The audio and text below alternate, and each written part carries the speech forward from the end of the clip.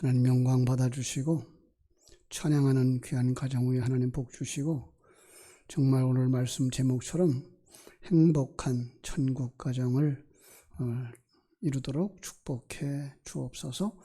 주님께서 이 시간 말씀 듣는 모든 성도들 동일한 은혜를 허락해 주시되 참 코로나19로 말미암아서 이렇게 대면 예배로 나오지 못하고 비대면 예배하고 있는 성도들 그 가정 속에도 하나님께서 큰 은혜, 넘치는 은혜 내려 주옵소서.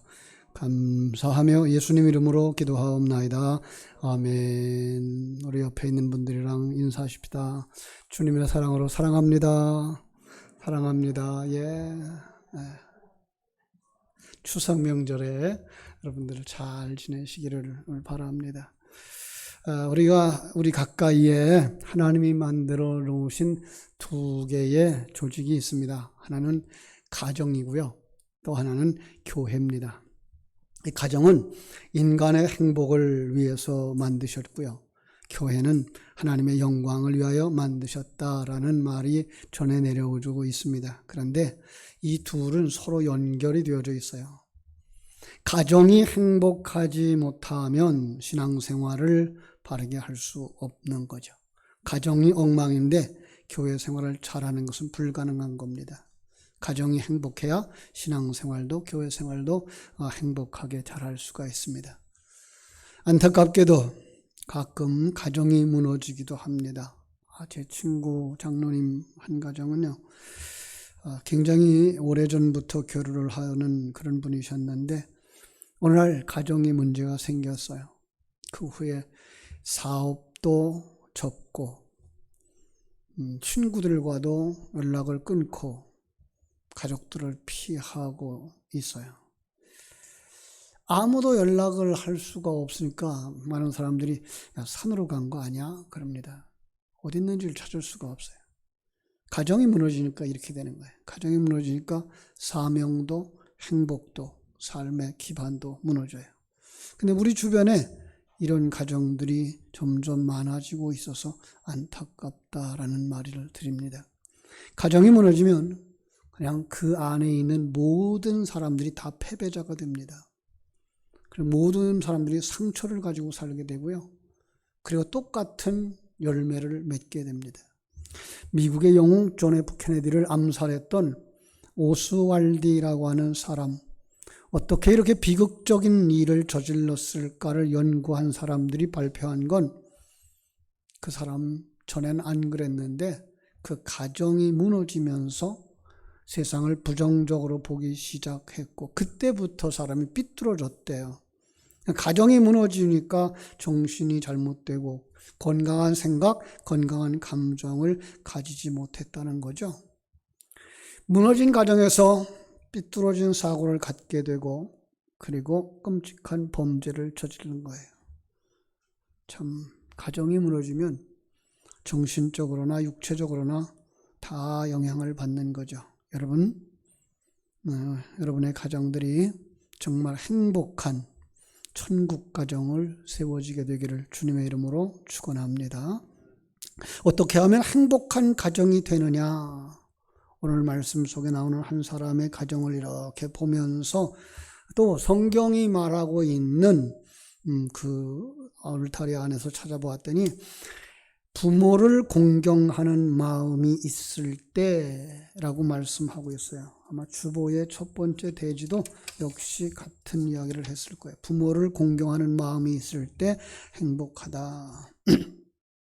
가정을 세운다 그럴 때 우리는 먼저 그리스도를 기초로 한 그 위에 남편의 기둥, 아내의 기둥 세워놓고 아내에게 요구했던 것, 남편에게 순종하라. 남편에게 요구했던 것, 아내를 사랑하라. 이렇게 이야기를 해왔어요. 그래서 가정의 기본 구조를 부부라고 생각을 해왔는데 우리 유교적 사고 속에서나 성경 전체적인 흐름 속에서 바로잡을 수 있는 건 뭐죠?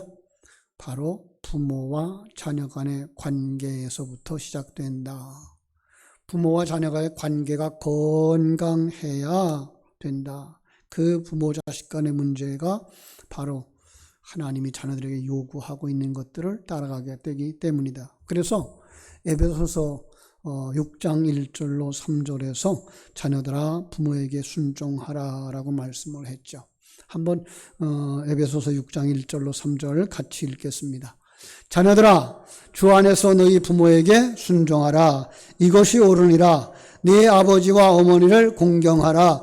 이것은 약속 있는 첫 계명이니 이로써 네가 잘되고 땅에서 장수하리라. 아멘.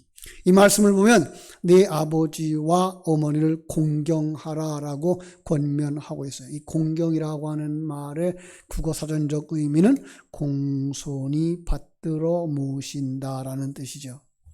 헬라어의 이 티마라는 단어인데요. 값을 치른다라는 뜻도 있어요. 그래서 자녀들은 빚진 심정, 빚을 갚는 심정으로 부모를 섬겨야 한다라고 하는 걸 암시하고 있는 단어라고 이야기를 합니다. 자녀가 부모를 공경해야 할 이유를 이렇게 학자들은 이야기합니다. 낳아주신 것에 대하여서 감사하는 마음으로 공경해야 된다. 다시 말하면 나에게 살과 피를 그리고 생명을 주신 분이 부모님이니까 그 부모님에게 감사함으로 공경해야 된다. 두 번째로 지적하고 있는 것이 길러주신 것에 대해서 감사하고 공경해야 된다. 아마 양자 세계가 양자하는 입양하는 이런 관계가 많아서 이런 이야기를 넣었을지도 몰라요. 낳아주신 분도 기르신 분이죠, 그죠? 그런데 낳지 않은 분도 뭘 생각해야 돼요? 길러주신 분 생각해야 된다. 자녀들의 공통된 생각, 어리석어서 뭐라 그런다고요? 자기 저절로 컸다고 생각한다는 거죠, 그죠? 아닙니다. 부모님이 길러주셨기 때문에 오늘의 내가 있는 겁니다. 디모데전서 5장 4절 말씀에 보면 이런 말씀이 있어요. 만일 어떤 과부에게 자녀나 손자들이 있거든 그들로 먼저 자기 집에서 효를 행하여 부모에게 보답하기를 배우게 하라. 이것이 하나님 앞에 받으실 만한 것이니라. 이 말씀을 보면 자기 집에서 효를 행하여 부모에게 보답하기를 배우게 하라라고 말씀하고 있어요. 내일 모레가 추석 명절이죠. 우리 민속의 명절 추석이나 구정과 같은 명절은요, 자녀들에게 효를 가르치는 아주 좋은 기회죠.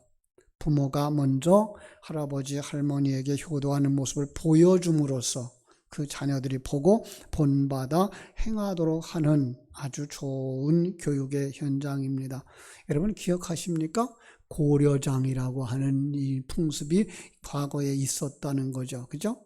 이건 부모님이 나이가 들면 그들을 산중에다 갖다가 내려놓고 얼마간 먹을 수 있는 양식과 거처할 울타리를 만들어 드리고서는 집으로 내려왔어요. 그거 먹고 어떻게 하라는 거예요? 그냥 저 세상으로 가라는 거죠. 한 아들이 자신의 어머니가 70살이 되었는데 요즘 70살은요 새롭게 시작하는 시기, 청춘의 시기예요. 그죠? 청년의 시기예요. 그런데 그땐 그랬나 봐요. 70이 돼도 이제 안 돌아가시니까 늙은 어머니를 버리기 위해서 어머니를 지게에다가 쥐고 깊은 산중으로 들어가서 약간의 음식과 그리고 울타리를 만들어 드리고 어머니를 지고 왔던 지게도 내버리고 돌아옵니다. 그런데 그를 따라왔던 어린 아들이 아버지가 내버리고 오는 그 지게를 쥐고 끙끙거리면서 따라오는 거예요. 이걸 쳐다본 아버지가 야단을 쳤어요. 야 이놈아, 그 지게는 왜 가져오는 거야? 어린 아들 대답이, 저도 아버지가 늙으면 이 지게에다 쳐다가 여기다가 버리려고. 그러려면 뭐가 있어야 돼요? 지게가 있어야 될 것 같아서 그거 가져가는 거예요. 이 어린 아들의 말에 크게 영향을 끼치고 뉘우치고 늙은 어머니를 다시 집으로 모셔온 뒤에 잘 봉양해서 그리고 사회에 영향을 끼쳐서 그때부터 고려장이라는 악습이 없어졌다 그럽니다. 자식이 정말 부모에게 못할 짓이 몇 가지가 있죠. 그건 부모님에 대하여서 부모를 부모로 인정하지 않는 거죠. 그런가 하면 부모 앞에서 자식이 다투는 거죠. 그죠? 참, 형제 간에 다투는 것도 아프고요. 그 다음에 그 앞에서 이혼하고 있는 자녀들을 봐도 아픈 거죠. 정말 어떻게 하면 효를 할 수 있을까? 크리스찬으로서 어떻게 하면 부모님에게 효도할 수 있을까? 예수 잘 믿는 거예요. 그죠?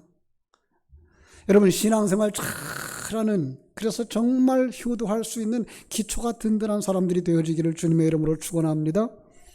그 사람들은 부모님 앞에서 평안한 삶을 살아요. 그래서 부모님 앞에서 자식들이 평안할 수 있어야 돼요. 그죠? 평안하다고 하는 말 속에는요, 형제 간에 화목한 거고요, 부부 간에 화목한 거고요, 손자들과 같이 귀엽게 놀고 있는 모습을 보여주는 거죠. 그런데 예수 믿는 사람들은 이게 가능해요. 왜? 하나님의 섭리를 믿으니까. 이 인간관계를 하나님이 주신 것을 깨달아 알고 있으니까. 합력하여 선을 이루시는 하나님을 바라보고 있기 때문에, 내 삶 속에 하나님이 섭리하고 계시다는 믿기 때문에, 임마누엘 하시고 나를 재창조하시고 인도하고 계시다는 사실을 믿기 때문에 사랑할 수 있고 나눌 수 있고 포용할 수 있죠. 그죠? 그리고 또 하나 아주 구체적으로 설명을 드리면요, 이렇게 효도하면 정말 좋대요. 부모님 자주 찾아뵙고, 옛날 같질 않아요. 집에서 부모 모시는 분들이 별로 없어요. 독립가정들이 많아서. 그럴수록 부모님 자주 찾아뵙고 부모님께 용돈 두둑하게 드리랍니다.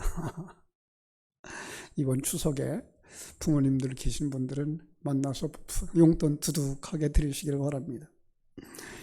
할머니, 할아버지에게 자녀들이, 아니 손자, 손녀가 잘 가지 않죠.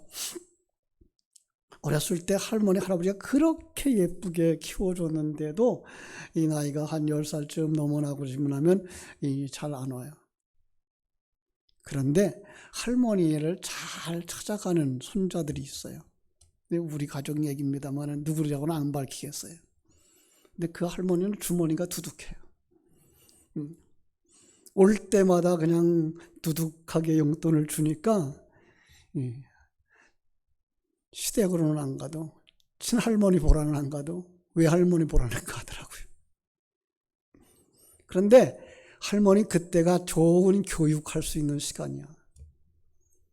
그때에 그 자녀들에게, 손자들에게 용돈도 주면서 축복기도도 해주면서 너의 아버지는, 너의 어머니는 이렇게 훌륭한 분이란다, 이렇게 살아오셨단다, 그들에게 부모님을 자랑하여 그래서 격려해주고 세워줄 수 있는, 이번 금년 추석이 바로 이렇게 아름다운 시간이 되었으면 하고 간절히 소원합니다.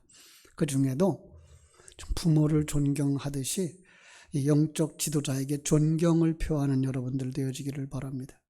오늘 본문에 보면 베드로가 고넬료 가정을 방문합니다. 23절 이하에 보니까 고넬료는 처음 보는 베드로에게 깍듯하게 영접하고 정성을 다해서 맞이합니다. 고넬료는 배운 사람이에요. 그죠? 백부장이에요. 자기 밑에 수하에 100명의 신하가 있어요. 그죠? 아주 권세 있고 똑똑한 사람. 그런데 영적 지도자 베드로를 맞이할 때 엎드려서 정중하게 맞이했어요. 그 앞에 자식들 다 가족들 끌어모았어요. 얼마나 그분을 존중하는지 보여준 거죠. 성경은 이렇게 평가합니다. 고넬료는 의인이요 하나님을 경외하는 사람이라 유대 온 족속이 칭찬하였다. 그 속에 경건한 자녀들이 자라나는 거예요. 하나님을 경외하는 자손들이 그 속에서 자라나는 거죠. 예전에 자녀를 교육했던 지혜로운 부모님의 이야기가 전해 내려올 때 한번 전해드린 적이 있어요. 아버지가 군인이에요. 장성입니다. 주변에 군인들이 아버지만 보면 경례를 하죠. 그죠? 그 휘하의 사병들이 그저 아버지만 존경하는 게 아니라 그 집에 애들까지도 그냥 잘 대하는 거죠. 그죠? 아버지가 명령하면 쩔쩔매면서 순종하는 모습을 자란 자녀들, 아버지가 최고다라고 생각했어요. 학교에 가서 선생님을 보고도 무슨 생각을 했을 것 같아요? 선생님이 우습게 보이는 거예요. 선생님 말씀 듣지 않는 거예요. 그 이야기를 이 부모님이 듣고 하루는 선생님을 집으로 초대를 합니다. 초대하기 전에 가족들에게 모아놓고야 내일은 우리 집에 귀한 손님이 오신다. 청소도 하자 준비를 했어요. 음식도 잘 준비했어요. 그냥 단정하게 옷도 입혔고 손발도 깨끗이 닦고, 그리고 손님이 오시거든 인사 잘 드려라 얘기를 했어요. 아이들이 생각했어요. 아버지보다 높은 분, 아버지가 존경하는 분, 그럼 대통령이라도 오시는가? 띵동 밖에서 손님이 왔다고 초인종이 울리자 엄마 아빠가 버선발로 뛰어나갑니다. 그리고 손님 앞에서 얼굴도 들지 못하고 인사를 하고 집 안에 들어와서도 가장 높은 자리, 옛날에 가장 높은 자리가 어디예요? 아랫목에 그분을 앉히고 그 앞에서 말도 조용조용합니다. 고개를 들지도 못하고 앉아있던 이 아이가 고개를 가만히 들어서 손님을 보니까 자기 반 선생님이야. 이 속으로 생각했어요. 큰일 났다. 아버지와 어머니가 이렇게 존경하는 선생님을 나는 함부로 대했으니 아버지 어머니가 알면 경을 치겠구나. 그래서 선생님한테 조용히 다가가서 아주 공손하게 인사를 드렸습니다. 선생님, 이제 앞으로 잘하겠습니다. 선생님 말씀 무조건 순종하겠습니다. 그래서 그렇게 선생님에게 순종하니까 어떻게 되어져요? 선생님 말씀 따라 실력도 올라가고 선생님의 사랑도 받으니까 교우들 생활도 편안해지고 그렇습니다. 오늘날 학교 폭력, 교육 문제 어디서 문제가 생겨나요? 부모님들이 선생님을 존경하지 않는 데서부터 문제가 일어나는 거예요. 부모님들이 자녀들을 초달을 했다고, 회초리로 한 대 때렸다고 그냥 선생님을 찾아가서 삿대질을 하고 고소하겠다 그러고, 그러니까 뭘 봐요? 자녀들이 그걸 보는 거죠. 여러분, 우리는 그렇게 하면 안 돼요. 정말 선생님들이 얼마나 힘들고 고생하는지를 이해하시고 선생님을 존경하셔야 자녀들이 선생님을 존경합니다. 신앙교육도 마찬가지입니다. 주일학교 선생님들 정말 여러분들이 잘 존경해야 됩니다. 전도사님, 부목사님, 여러분들이 존경해야 여러분의 자녀가 바르게 신앙생활을 할 수 있습니다. 추석 명절에 조상들이 계셨음에 대한 자랑스러움이 있었으면 좋겠어요. 여러분, 조상들이 있었기에 우리가 존재하는 겁니다. 조상들이 가난하게 사셨다고요? 볼품없이 사셨다고요? 그렇지 않아요. 여러분, 정말 하나님의 눈을 가지고 조상들을 생각해 보면 그분들에게 남들이 없는 자랑거리가 있어요. 그걸 찾아내시는 게 여러분의 책임이에요. 그리고 자녀들 앞에 우리 조상은 이렇게 살아왔단다. 너희들의 부모님들은 바로 이런 분들이란다. 우리 형제들은 이런 분들이란다. 우리 가족들이 자랑스러운 이야기들을 이렇게 가르쳐 줄 수 있어야 그 자손들도 자랑스러운 자손으로 자라날 수가 있습니다. 그 가정이 행복한 가정일 것입니다. 고넬료의 가정은 부모님의 그 모범을 통해서 예배의 자리에 다 같이 했고 공손하게 말씀을 받았고 예수 영접하고 참신앙의 길을 걸었던 복된 가정, 행복된 가정이 된 줄로 믿습니다. 두 번째로, 가장이 그저 울타리 역할을 잘 할 때 그 가정은 행복합니다. 가정이 다시 말하면 질서가 있을 때. 아마 이 말은 5월달 설교에서도 제가 강조했던 분일 것 같아요. 가장이 가장의 역할을 잘하지 못하고 실패한 경우를 우리가 찾아볼 수 있는데요. 창세기 19장에 가면 롯이라고 하는 가장이 있었어요. 이 가정을 이끄는 모습, 안타깝게도 그는 온 가족을 어디로 끌고 가요? 죄악의 도성 소돔과 고모라로 끌고 갔습니다. 소돔과 고모라는요, 외적으로는 화려했어요. 부유했어요. 그렇지만 죄악이 가득한 경건 생활을 하실 수가 없는 곳이었어요. 믿음은 어디서 온다고요? 믿음은 들음에서 옵니다. 듣는다는 말은 귀로 듣는 것도 있지만은 눈으로 보고 경험하는 것을 포함하는 거예요. 무엇을 보고 무엇을 듣고 무엇을 경험했느냐에 따라서 바른 길로 갈 수도 있고 어그러진 길로 갈 수도 있는 거예요. 어른들은 그걸 구분할 줄 알아요. 봐서는 될 것과 봐서는 안 될 것. 근데 어린아이들은 그렇지 않아요. 그냥 보이는 그대로 다 100% 흡수를 하는 거죠. 그렇죠?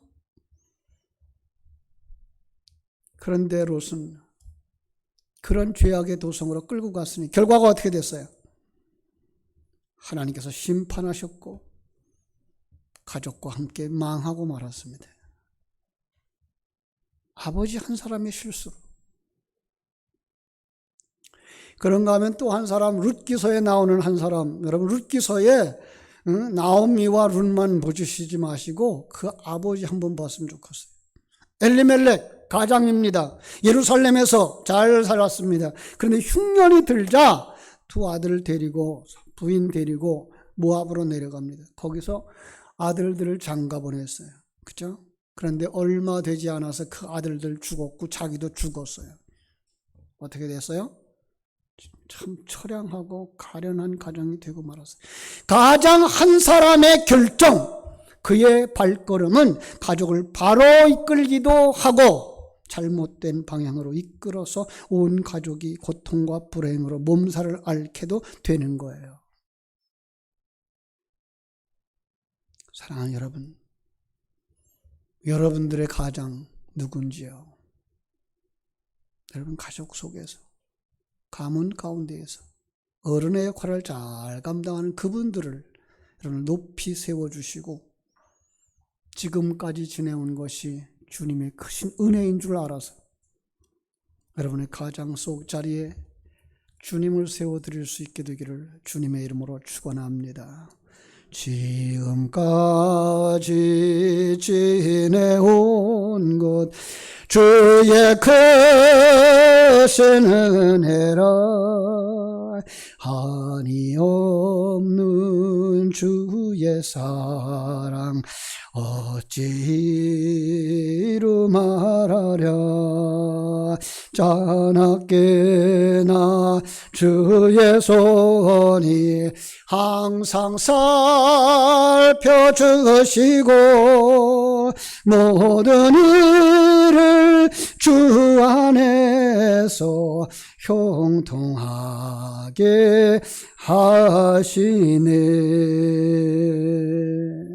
가정 속에서 주님을 가장으로 모시고 가정의 가장이 주님의 역할을 대행하게 될 때 그 가정은 행복한 가정, 복된 가정 될 줄로 믿습니다.